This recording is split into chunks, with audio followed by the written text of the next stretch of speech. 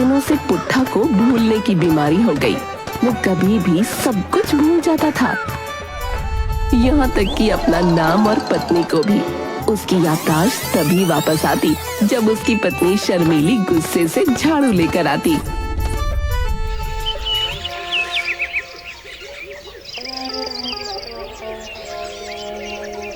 सुनिए जी, मैंने आपको बस का टिकट लाने को कहा था, दे दो मुझे, देर हो जाएगी वरना। अरे कौन हो तुम? मैं तो तुम्हें जानता भी नहीं, फिर मैं तुम्हारे लिए इतनी गर्मी में बस का टिकट लेने क्यों जाऊंगा? है भाई?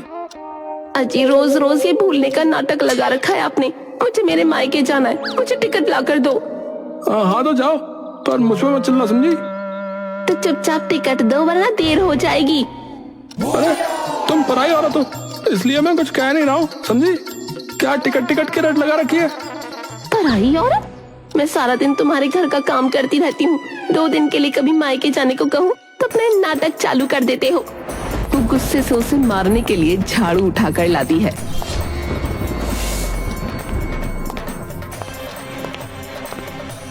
अरे नहीं, झाड़ू पीछे रखो, मुझे सब याद आ गया। हाँ, मुझे सब याद आ गया। बिस्तर के नीचे से टिकट निकाल कर देता है। अरे पुट्ठा, जमींदार बुला रहा है, बहुत गुस्से में है, बता रहा कूट देगा आज।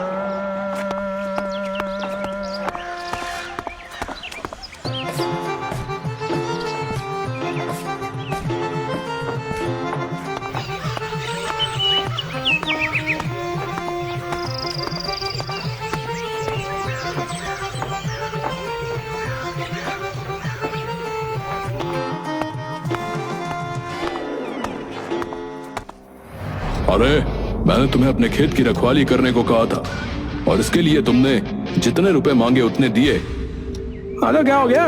काम करवाओगे तो रुपया तो देना पड़ेगा ना। रुपए काम के दिए जाते हैं, सोने के नहीं। तुम खेतों में जाकर सोए रहते हो, समझे? और जमींदार जी, ऐसा है आप बिना बात के झूठा इल्जाम लगा रहे हो, समझे? बताओ कोई सबूत है कि मैं खेतों में सोया रहता हूँ, बताओ। ये बहुत चालाक बन रहा है, हैं? क्या हुआ? आपको जिसने भी ये खबर दी है ना, बता रहा हूँ झूठी है, झूठी। ठीक है, तुम बस एक बात का ध्यान रखना, अगर फसल को नुकसान हुआ तो समझ लेना बच्चू, ठीक नहीं होगा। हाँ ठीक है, ठीक है।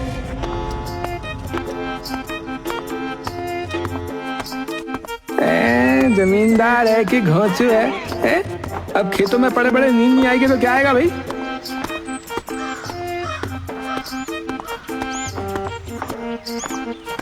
पुट्ठा इधर से उधर टहलने लगा, फिर छाया में बैठ गया। बैठे बैठे वो खर्राटे भरने लगा। ये आवाज? एक भैंसा खेत में फसल चल रहा था। पुट्ठा डंडा लेकर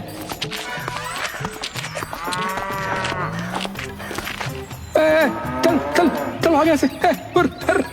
कम वक्त ना जाने कहां से आ जाते हैं। तभी यमराज नीचे आ जाते हैं और पेड़ के नीचे छिप गए। पृथ्वी लोक तो बहुत अधिक गर्म है।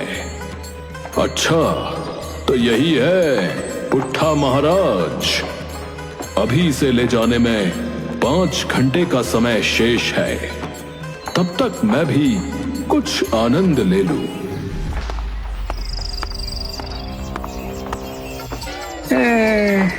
अच्छा है जो भाग गया, वरना बताता उस भैंसे को।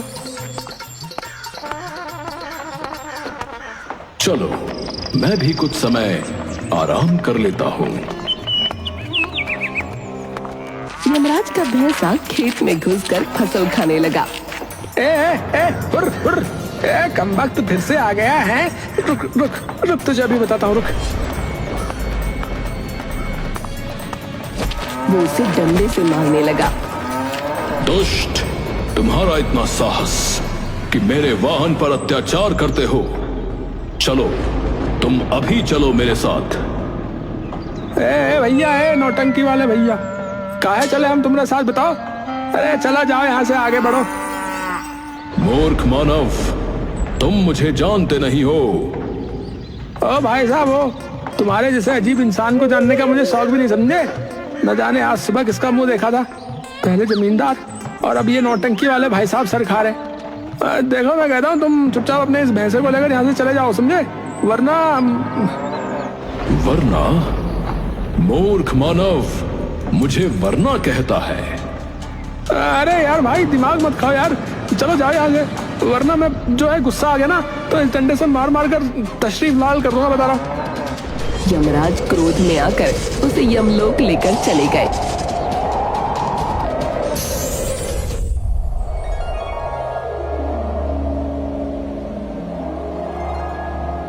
प्रभु, अभी तो इसके जीवन का कुछ समय शेष था, आप इसे इतनी शीघ्र ले आए। मैंने नहीं, इसके कर्म ने इसकी जीवन अवधि शीघ्र समाप्त की है। मूर्ख मेरे वाहन को पीट रहा था। तुम इसका कर्म खाता देखो और बताओ। अरे कौन है भाई लोग, तुम लोग? ए भाई ये जगह इतनी अजीब क्यों है, जैसे सिनेमा में दिखाते हैं बिल्कुल वैसी क्यों है यार?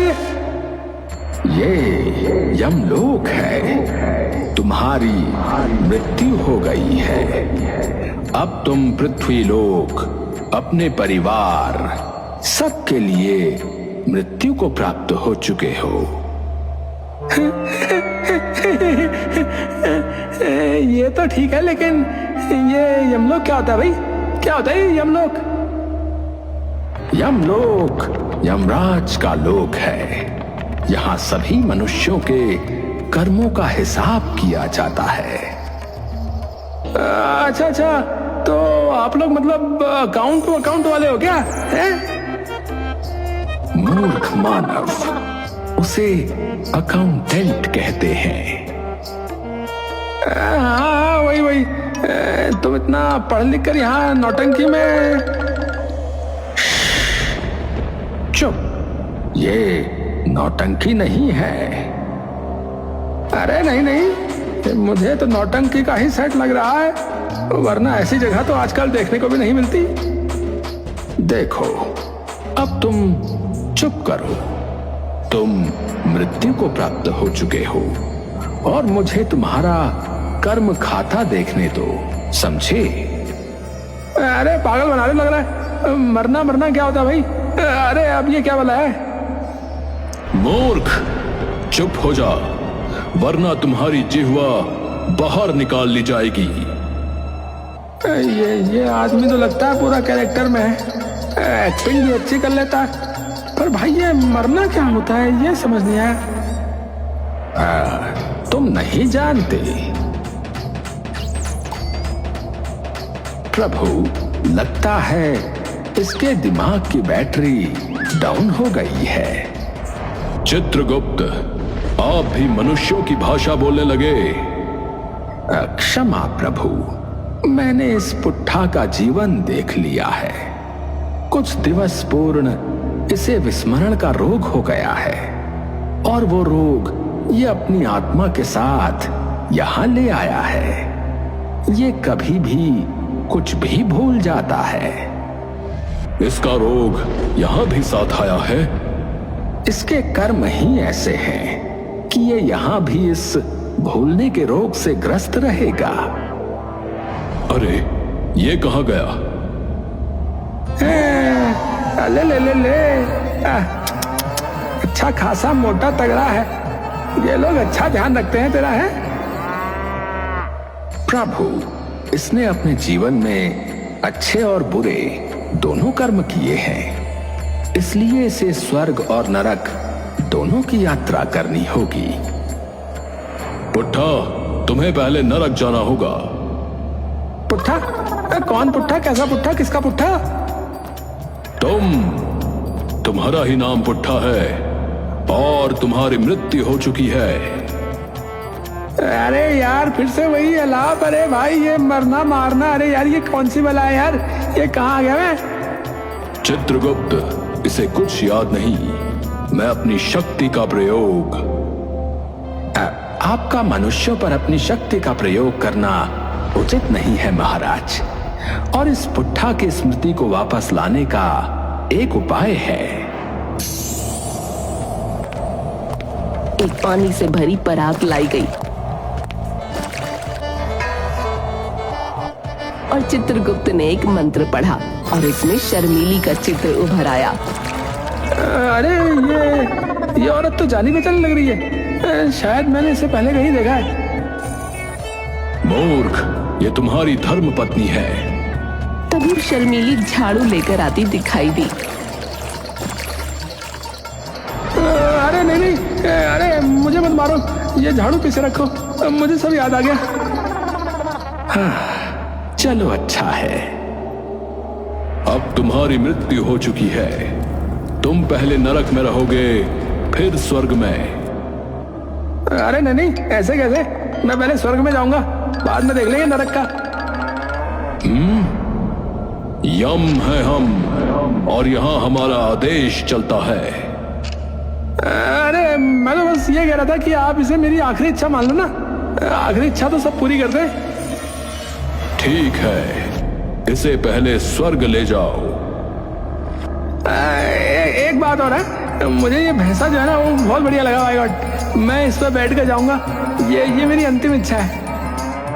यह कोई साधारण भैंसा नहीं है, ये प्रभु का वाहन है। और ये तुम्हारी अंतिम नहीं, दूसरी इच्छा है। अरे तो दूसरी इच्छा समझ के ही पूरी कर दो। उचित है, अब इसे ले जाओ। पुट्ठा भैंसे पर बैठकर स्वर्ग पहुंचा तो वहां पहले से उपस्थित लोग उसे देखने लगे। चल मेरे भाई वैसे, अब तू जा, तेरा मेरा साथ यहीं तक ही था है। भैंसा चला गया। अरे यार, ये स्वर्ग तो मेरे गांव के जैसा ही है।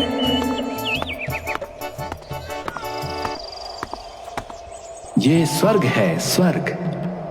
हाँ, तो मेरा गांव भी तो ऐसा ही है, एकदम इसी के जैसा ही है। मतलब तुम दूसरे स्वर्ग से आए हो? भाई यहाँ खाने में क्या मिलेगा? यहाँ अपने खाने का प्रबंध स्वयं करना पड़ता है। सब कोई ना कोई कार्य करते हैं, उसके अनुसार ही सबको भोजन प्राप्त होता है। अबे यार, ये कहाँ फंस गया मैं? मरने के बाद भी चैन नहीं है, कुछ सोचना पड़ेगा। अरे बहुत भूख लगी है, कोई खाना दे दो। ओए, खाना दे दो यार। सब लोग उसके आसपास खड़े हो गए। देखो, भोजन के लिए तुम्हें कोई कर्म करना पड़ेगा, ये स्वर्ग का नियम है। ओ भाई, ये स्वर्ग क्या होता है यार? हे मनुष्य, स्वर्ग स्वर्ग होता है। देखो अपने आसपास, यही स्थान स्वर्ग कहलाता है। अबे यार, ये तो मेरा गांव है, सच्ची कह रहा हूं। इसे विस्मरण रोग है। ये मनुष्य प्रायः सब कुछ भूल जाता है। यमराज का आदेश है कि इसका विशेष ध्यान रखा जाए। विशेष ध्यान उचित है। लगता है ये यमराज की विशेष कृपा पाकर आया है। पुट्ठा, तुम मेरे साथ आओ, मेरे साथ भोजन करो।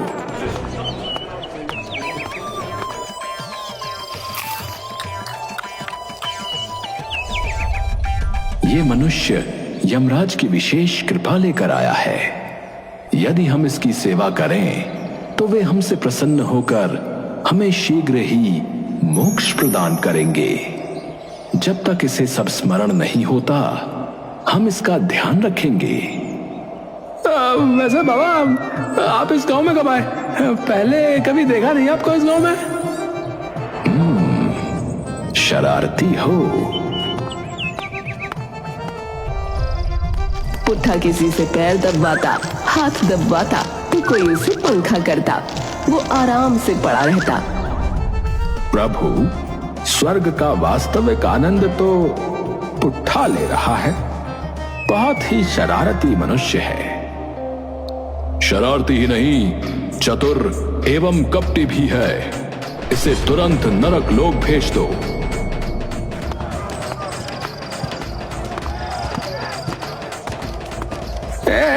बदतमीज है, कहाँ लेकर जा रहा है बता, छोड़ मुझे।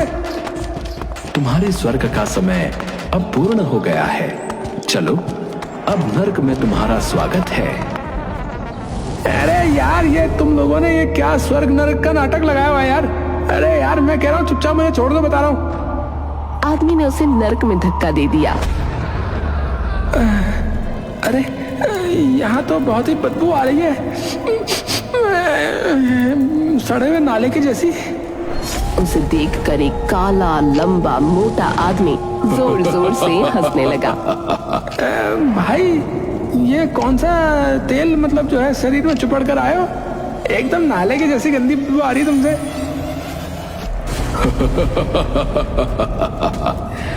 नरक में तुझे दुर्गंध नहीं तो क्या सुगंध आएगी। अबे चुप कर यार, मुंह मत खोल, वरना तेरे पान से चुपड़े हुए लाल लाल दांत देखकर मुझे सच्ची बता रहा हूँ उल्टी आ जाएगी, और तेरे मुंह से बदबू भी बहुत आ रही है। तू पहले अपनी आत्मा को देख जो कितनी मैली है, और इसी वजह से तुझे यहां आना पड़ा। अच्छे कर्म किए होते तो स्वर्ग में होता। अच्छा ठीक है, चल चल हटो भैया से। तभी एक आवाज गूंजी, पुट्ठा हाजिर हो। एक आदमी एक मनुष्य को जोर से कोड़े मारता है और मनुष्य रोता है। मुझे मत मारो। आदमी उसे फिर से कोड़े मारता है। इस पुट्ठा को यहाँ लेटाओ। पुट्ठा ये सुनकर बेहोश हो गया। उस पर पानी छिड़का गया तो वो होश में आया, पर कोड़ा देखकर फिर बेहोश हो गया। उसे किसी तरह होश आया। मैं गाऊं, ये जगह बहुत भयानक है। पुट्ठा, ये नरक है, तुम्हें इसको भोगना होगा। कौन पुट्ठा, कैसा पुट्ठा, किसका पुट्ठा? मैं किसी पुट्ठा को नहीं जानता। इसे विस्मरण रोग है। जब तक इसे सब कुछ स्मरण नहीं होता, इसे इसके बुरे कर्मों का दंड नहीं दिया जा सकता। पुट्ठा नरक में रोते बिलखते लोगों को देखकर डर गया। एक औरत अपने लंबे बाल खोलकर सर हिला रही थी। मैडम ये बोतल में पानी है क्या? थोड़ा सा मिलेगा क्या?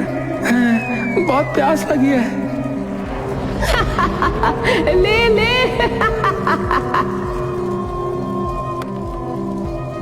पुट्ठा ने उसे पिया, फिर बाहर निकाल दिया। नरक की मदिरा है। रात को नरक में अंधेरा हो गया। पुट्ठा छिपकर भागने लगा। तुम मनुष्यों की चालाकी जाती नहीं। ये पृथ्वी लोक नहीं है जो भाग जाओगे। जाओ, भीतर जाओ। ए भाई जाने दो यार, जाने दो ना।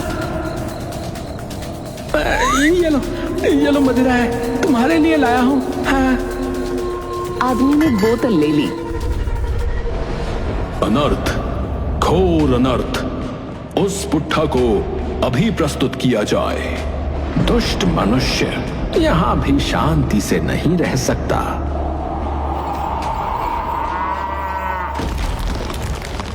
तुमने नरक लोक के सेवक को मदिरा दी। ऐसा तुच्छ कर्म करके तुम्हें लज्जा नहीं आई?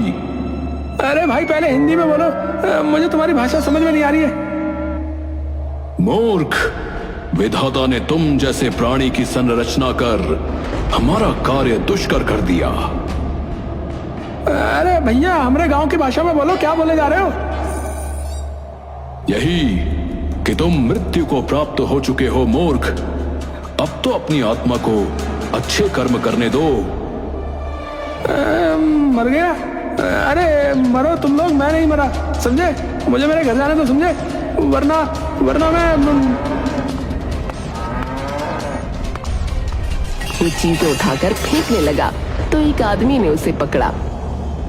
प्रभु, स्वर्गलोक में इसने विस्मरण का अभिनय किया, परंतु नरक लोक की यातनाएं देखकर ये वास्तव में सब कुछ भूल गया है, और इसके रोग का उपचार केवल इसकी धर्म पत्नी है। ये मनुष्य मनुष्य नहीं, दानव है, दानव। कहकर उसने पुट्ठा को पृथ्वी पर धक्का दे दिया। पुट्ठा के घर के आंगन में उसका शव रखा था। मैं तो 2 दिन से मायके गई हुई थी। कल शाम को आई तो देखा ये सोए हुए थे। मुझे लगा थके हुए हैं तो जगाया नहीं, पर क्या पता था ये तो हमेशा के लिए। चुप हो जाओ बहन, होने को कौन टाल सकता है। अजी उठ जाओ ना, वरना। वो रोती हुई उठी।